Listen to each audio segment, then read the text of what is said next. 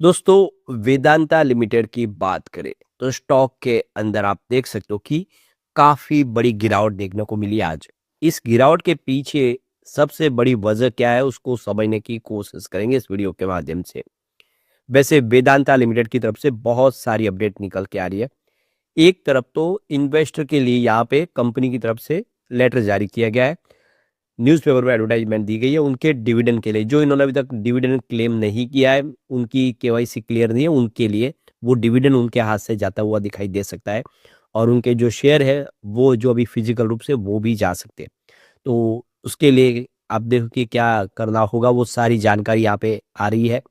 इसके अलावा यहाँ पे कुछ क्लेरिफिकेशन मांगे गए एक्सचेंज की तरफ से, वेदांता से, उसका भी जवाब आ चुका है।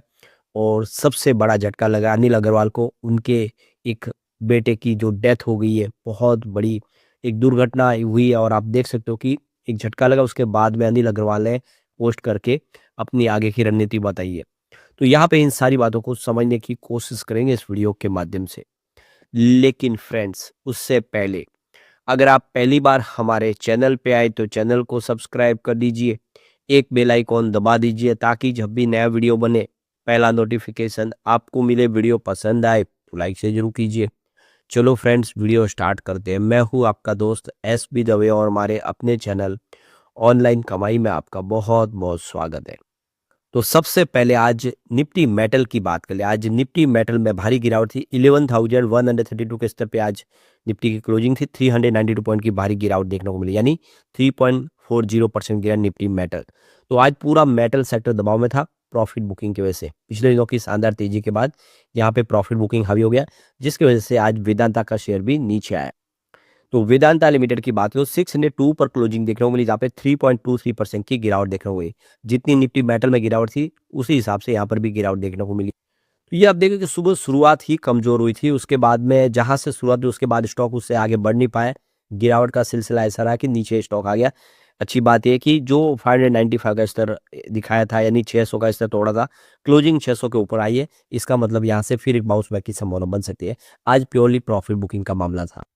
तो आप ये देख ही सकते हो कि आज निफ्टी मेटल इंडेक्स में 3% के आसपास की गिरावट हुई और उसमें Hindalco, Hindustan zinc, JSW steel, NMDC, NALCO, Tata steel, Jindal steel, सभी शेयर धराशायी हुए, सब में गिरावट हुई है। और ये प्योरली प्रॉफिट बुकिंग का मामला है। मेटल स्टॉक काफ़ी अच्छा दौड़े पिछले दिनों, और यहाँ तक कि ये आप देखिए वेदांता ऑल टाइम हाई पे आ गया। इस हिसाब से जो तेजी बनी उसकी वजह से यहाँ पे ये प्रॉफिट बुकिंग देखने को मिली है। अब यहाँ पे जो दुख भरी खबर निकल के आ रही है, वेदांता के चेयरमैन अनिल अग्रवाल के ऊपर दुखों का पहाड़ टूट पड़ा है। उनके जो बेटे थे, जवान बेटे, आप देखे उनकी डेथ हो गई है। और ये देख सकते हो एक घटना हुई थी यूएस में, और उसके बाद में उनको एडमिट किया गया, वहाँ पे उनको कार्डियक अटैक आया और उसकी वजह से वो बच नहीं पाए। तो अब उन्होंने जो फैसला किया है कि उनकी जो निजी संपत्ति है उसमें से 75% वो अब दान कर देंगे लोगों को, लोगों के भले के लिए करेंगे, क्योंकि उनकी बेटे की इच्छा थी कि कोई भूखा न सोए, हर गरीब बच्चा जिसको छत मिले, खाना मिले, एजुकेशन मिले। तो अब यहाँ पे अनिल अग्रवाल जो भी अपनी संपत्ति होगी उसकी 75% वो लोगों के भले के लिए इस्तेमाल करेंगे। ये उन्होंने अब पोस्ट किया है एक्स पे। तो देख सकते हो कि काफ़ी बड़ी क्षति हुई है एक बेटे का जाना इस समय। वो सोच रहे थे कि सब कुछ ठीक है, कंपनियां बहुत अच्छा करी थी, डीमर्जर का प्लान भी चल रहा था, लेकिन अचानक से एक बड़ी घटना हो गई। अब ज़िंदगी में देखो ऐसे उतार चढ़ाव आते हैं, कोई किसी के बस में नहीं है। लेकिन जो भी है आने वाले समय फिर इससे बाहर निकलेंगे और फिर स्थिति आने वाले समय बेहतर होती हुई दिखाई देगी। अब यहाँ पे जो बड़ी अपडेट निकल के आ रही है, वेदांता लिमिटेड ने जो एक्सचेंज को जानकारी दी है, उन्होंने शेयर एज जो निवेशक है उनके लिए उनकी नोटिस प्राप्त दिया है इक्विटी शेयर ट्रांसफर के लिए।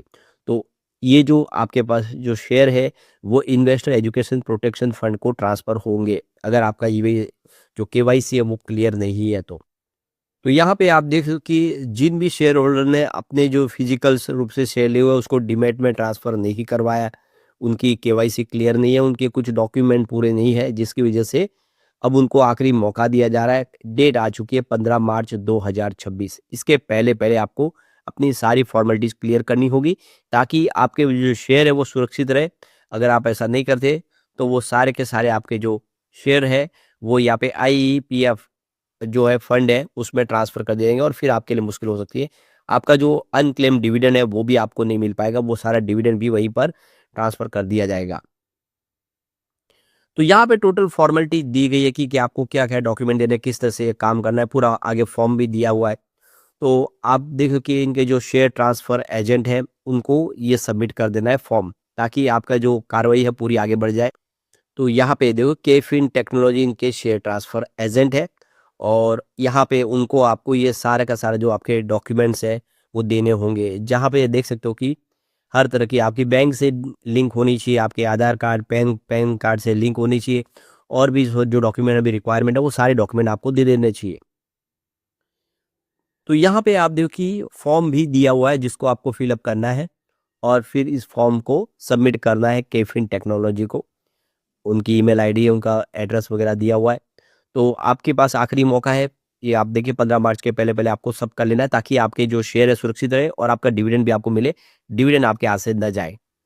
और इसी को लेकर न्यूज़पेपर के अंदर भी एडवर्टाइज़मेंट दी गई है। तो आप देखो कि यहाँ पर जो इन्वेस्ट एजुकेशन प्रोटेक्शन फंड के अंदर जो आपका फंड ट्रांसफ़र होगा, उसके लिए यहाँ पे 7 जनवरी 2026 को देखो फाइनेंशियल एक्सप्रेस इंग्लिश और नवशक्ति मराठी पेपर के अंदर भी एडवर्टाइज़मेंट दी है। आप पेपर के माध्यम से भी इसकी जानकारी ले सकते हैं और एक्सचेंज के ऊपर भी इसको शेयर कर दिया गया है। तो ये आपके पास आखिरी मौका है अब। इसके अलावा देखें तो वेदांता ने एक्सचेंज को जो जानकारी दी है दिसंबर तक कंपनी के लिए क्या-क्या यहाँ पे जीत हो चुकी है, कंपनी ने क्या-क्या पूरा प्रोसेस अपना कर लिया है। तो यहाँ पे इनसाइड बाय वेदांता की रिपोर्ट दी गई है, जहाँ पे वेदांता की तरफ से कहा गया है कि वो वेदांता का जो डीमर्जर है उसको एनसीएलटी की अप्रूवल मिल चुकी है। अब वेदांता 5 हिस्सों में बँटने जा रही है कंपनी। हर शेयर होल्डर को 1 शेयर जिनके पास है उनको 4 शेयर एक्स्ट्रा मिलने वाले हैं। तो इसी की जानकारी दे दी गई है यहाँ पे। कंपनी ने अपने बिज़नेस की अपडेट भी दी है जिसमें कंपनी का सिल्वर का प्रोडक्शन कैसा रहा है, सिल्वर में क्या कंपनी ने अचीवमेंट किया है, कंपनी का कॉपर बिज़नेस कैसा रहा है, इसकी जानकारी भी दी गई है। इसके अलावा कंपनी ने अपने एल्यूमीनियम के बिज़नेस की जानकारी भी शेयर की है। कंपनी का जिंक का जो बिज़नेस है उसकी जानकारी भी आ चुकी है। इसके अलावा कंपनी का ऑयल गैस का बिज़नेस है उसकी जानकारी भी दे दी गई। तो सारा प्रोडक्शन कैसा है ये सारे आंकड़े जो है आपके सामने है। आप जो अच्छे से समझ सकते हैं, देख सकते हैं। इस बार कंपनी का बिज़नेस देखें तो काफ़ी ठीक रहा है, कंपनी लगातार बेहतर कर रही है। आने वाले समय में उम्मीद है कि वेदांता इससे बेहतर करता हुआ दिखाई देगा। अभी एक जो बड़ी अपडेट और निकल के आ रही है, जो न्यूज़पेपर के अंदर एडवर्टाइज़मेंट है मतलब न्यूज़पेपर के अंदर जो न्यूज़ आई है उसको लेकर क्लेरिफ़िकेशन माँगा गया था वेदांता से। अब ये वेदांता से जो क्लेरिफ़िकेशन माँगा कि दिल्ली हाई कोर्ट एग्री हो गया है। गवर्नमेंट की तरफ से जो रिफ्यूज़ किया गया है उनके जो कॉन्ट्रैक्ट को एक्सटेंड करने के लिए उसको लेकर यहाँ पे उनसे क्लेरिफ़िकेशन माँगा गया था जिसकी जानकारी आई थी और अब वेदांता इसका क्लेरिफ़िकेशन दे रहा है। तो वेदांता की तरफ से कहा गया कि जो आपने क्लेरिफ़िकेशन माँगे 8 जनवरी 2026 को जो मीडिया में खबरें आई थी कि दिल्ली हाई कोर्ट एग्री हो चुकी है। जो सरकार ने उनका जो कॉन्ट्रैक्ट उसको रिफ्यूज़ किया है आगे बढ़ाने के लिए उसको लेकर। तो यहाँ पे उनका कहना है जो हमने एप्लीकेशन लगाई थी मिनिस्ट्री ऑफ पेट्रोलियम और नेचुरल गैस के लिए जिसमें हम कॉन्ट्रैक्ट को आगे बढ़ाना चाहते हैं जिसमें ब्लॉक CBOS 2 को, लेकिन जो हमारी एप्लीकेशन थी उसको एक्सेप्ट नहीं किया गया। मतलब हमारी जो पूरी कार्यकाल पूरा हो चुका है और उसकी जो समय है सीमा अब उसको एक्सटेंड सरकार नहीं कर रही है। लेकिन हम अथॉरिटी से बातचीत कर रहे हैं, हम इसको आगे बढ़वाना चाहते हैं, हमारा वहाँ पे काफ़ी खर्च हुआ है। तो यहाँ पे कह रहे हैं कि इसको लेकर हम हॉनरेबल दिल्ली हाई कोर्ट के अंदर इस मामले को चैलेंज किए हैं और गवर्नमेंट की तरफ से जो फैसला किया गया है 6 जनवरी 2026 को हमने उसको लेकर हमने जो हॉनरेबल कोर्ट में गए दिल्ली हाई कोर्ट में, तो उन्होंने एक नोटिस इशू किया है सरकार को जिसमें उनसे जवाब मांगा गया है। तो इसके बाद में आगे जाके जो जो कोर्ट है इसके ऊपर कोई फैसला करेगी। तो यहाँ पे कोर्ट की तरफ से दोनों पार्टीज़ को यहाँ पे जो डायरेक्शन दिया गया जिसमें जो स्टेटस है उसको मेंटेन रखने के लिए कहा गया है। वेदांता ये भी कहना है कि इस खबर से जो सेबी के रूल्स के तहत बताने की कोई आवश्यकता नहीं इसलिए हमने बताया नहीं, लेकिन आपने पूछा तो हम बता रहे हैं। लेकिन जो भी है मामला अभी कोर्ट के अंदर है। हम चाहते हैं कि सरकार हमारा जो आगे और समय बढ़ा दे। तो देखना होगा कि जो फैसला होगा। तो कुल मिला के देख सकते हो कि वेदांता ने अपने जो अपडेट जारी किए बिज़नेस के काफ़ी अच्छे, कंपनी का प्रोडक्शन बढ़ रहा है और क्वार्टर 4 3 आने की उम्मीद बेहतर लग सकती है क्योंकि कंपनी का जो डीमर्जर का प्रोसेस भी है वो आने वाले समय इसको और एक मजबूती प्रदान करेगा। तो एक अच्छी संभावना बन रही है इसमें। आज सिर्फ प्योरली प्रॉफिट बुकिंग का ये मामला था। लेकिन फ्रेंड्स कोई भी इन्वेस्टमेंट करने से पहले अपने फाइनेंशियल एडवाइजर से एडवाइस ले ले या अपना खुद का रिसर्च करे, क्योंकि मैंने वीडियो आपके एजुकेशनल पर्पज के लिए ही बनाया। वीडियो पसंद आए तो लाइक से जरूर कीजिए और चैनल को सब्सक्राइब कर दीजिए। Thank you friends.